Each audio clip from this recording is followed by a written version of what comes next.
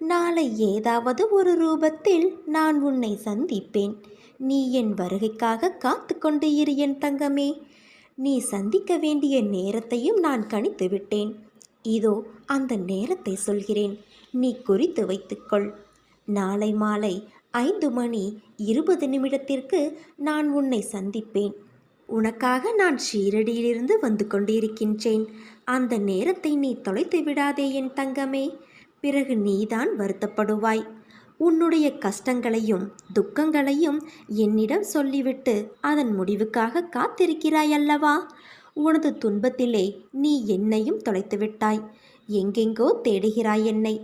உன்னிடமும் உன்னை சுற்றிலும் உனக்கு அருகிலும் உனக்கு உள்ளேயும் இந்த மரம் செடி கொடிகளிலும் வானிலும் நான் கலந்திருக்கிறேன் என்பதை நீ மறந்து விட்டாயா? சிறிது நேரம் நீ உன் கண்களை மூடி